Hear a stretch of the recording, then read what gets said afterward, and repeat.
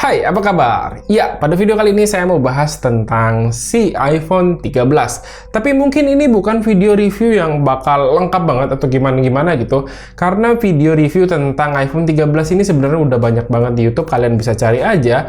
Tapi saya di sini lebih ingin menjawab pertanyaan dari salah seorang followers atau viewers saya di video komparasi tentang iPhone 13 versus Google Pixel 6 kemarin. Jadi pertanyaannya itu adalah pada akhirnya saya pakai HP yang mana sebagai HP daily saya? Oke, jawabannya adalah yes, ini dia si iPhone 13. Oke, FYI aja untuk Pixel 6-nya itu udah saya jual sebenarnya. Karena sebenarnya alasan utama tuh lebih ke arah perputaran dana aja ya. Dan untuk alasan-alasan lainnya saya bakal ceritakan di video ini. So, ada beberapa alasan yang menjadikan pada akhirnya si iPhone 13 ini adalah sebagai HP daily saya. Oke, kita langsung masuk aja untuk alasan yang pertama. Jadi alasan yang pertama itu mungkin bakal udah sering kalian dengar dan ini berulang-ulang saya sebutin kalau saya adalah orang yang senang dengan HP yang compact. Tapi sebenarnya untuk si iPhone 13 ini punya ukuran 6,1 inch, sebenarnya bukan yang compact-compact amat.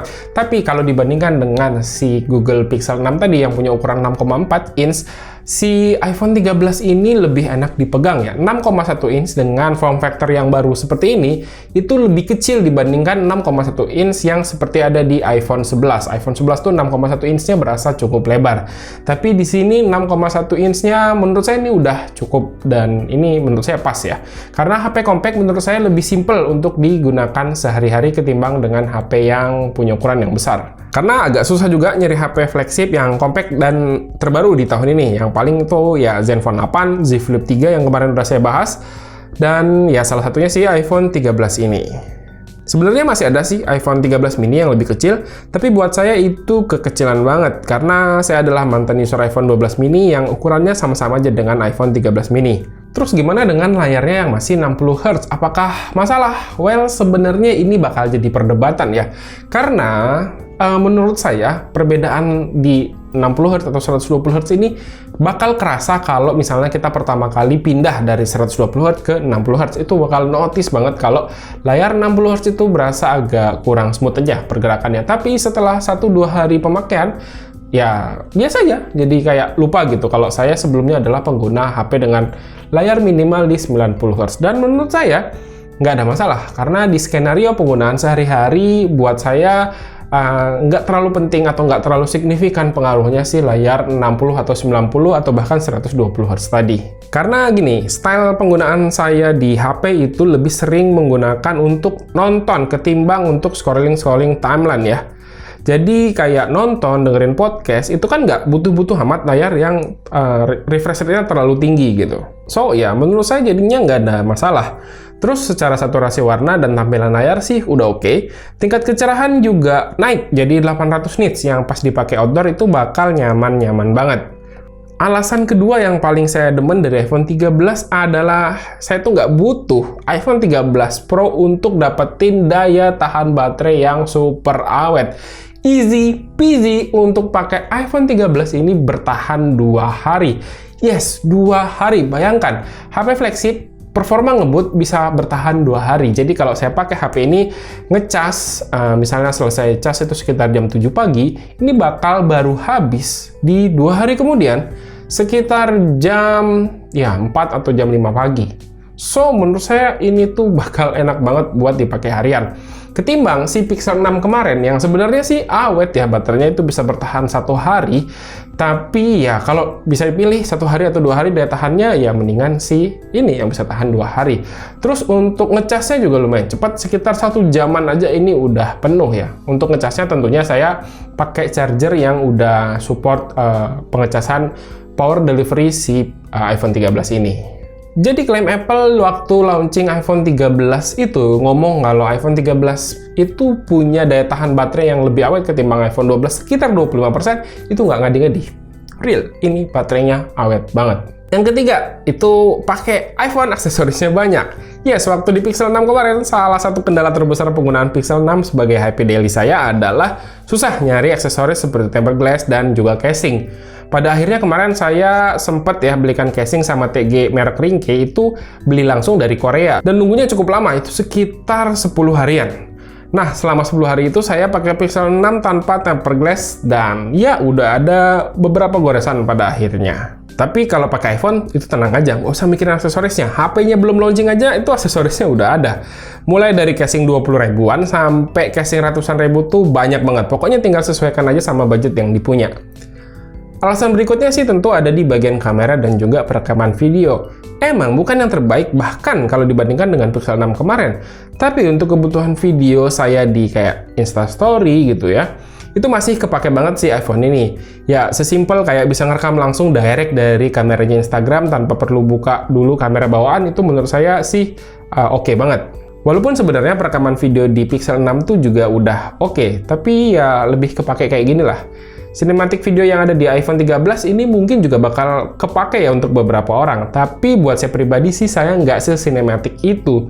So ya, fitur ini menurut saya lebih ke arah fitur yang nice to have aja. Di iPhone. Dan ini terasa sangat oke sebenarnya untuk dipakai buat kegiatan sehari-hari, ini udah sangat mumpuni dan bisa banget dipakai. Coba kita tes sedikit lari ya.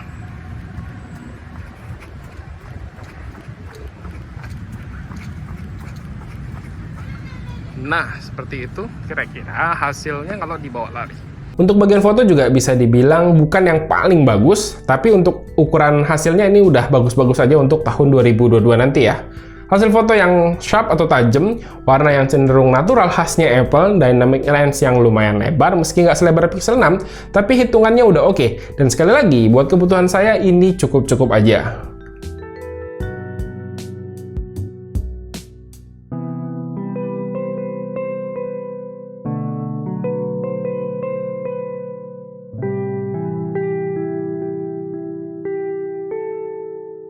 Tapi dari itu semua, dari alasan yang udah saya sebutkan, apakah si iPhone 13 ini bisa jadi single fighter atau satu-satunya HP yang saya pakai sebagai HP harian? Jawabannya adalah tentu saja tidak. Karena ada beberapa limitasi yang saya rasakan dari si iPhone 13 ini. Oke, kita coba ceritakan apa sih kendala saya yang pada akhirnya nggak bisa menggunakan si iPhone 13 ini sebagai HP satu-satunya. Dan pada akhirnya saya butuh Android sebagai HP pendamping saya. Saya belum tahu nih mau pakai HP Android apa sebagai pendamping si iPhone 13 ini. Apakah HP Android mid-end atau mungkin saya cari HP X flagship yang harganya sekarang udah cukup murah. Jadi yang pertama itu aplikasi di App Store-nya Apple itu nggak sebanyak aplikasi yang ada di Play Store. Sesimpel saya punya toko online di Tokopedia itu butuh aplikasi yang namanya Tokopedia Seller dan di iOS itu nggak ada. Jadi ini untuk skenario saya rasa ini cukup krusial. So Android adalah jawaban dari masalah ini. Alasan kedua jelas ya, karena saya belum masuk ke ekosistem Apple secara penuh. Belum pakai Apple Watch, belum pakai Mac, belum pakai AirPods, belum pakai iPad, dan menurut saya untuk masuk ke dalam itu semua, itu saya yakin bakal sangat worth, tapi belum ada dananya untuk saat ini.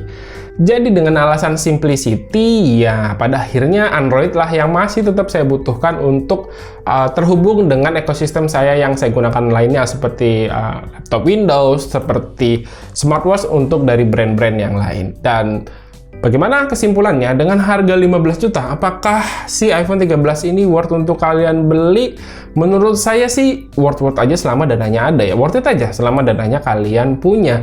Apalagi untuk harga dari iPhone 13 yang base model itu lebih murah ketimbang dengan harga iPhone 12 yang base model kemarin. Apalagi sekarang kan storage-nya itu udah 128 GB. Dan kalau kalian bisa lebih jeli lagi di marketplace, harganya itu sebenarnya nggak 15 juta. Kalian bisa dapetin si iPhone 13 garansi resmi itu sekitar 14,5 sampai 14,7 juta. So, sekali lagi, selama budgetnya ada, menurut saya si iPhone 13 ini udah worth it aja untuk kalian beli. Dan ya, itu dia tadi alasan kenapa pada akhirnya saya pakai si iPhone 13 ini sebagai HP daily saya. Dan mudah-mudahan ini bisa menjawab pertanyaan buat orang yang nanya tadi. Dan kalian kalau mau ada yang didiskusikan, langsung aja drop pertanyaan di kolom komentar di bawah. Dan segini aja untuk video kali ini. Terima kasih buat yang udah nonton. Silahkan like dan share video ini jika menurut kalian video ini bermanfaat. Dan pamit sampai jumpa di video berikutnya. Ciao, bye-bye.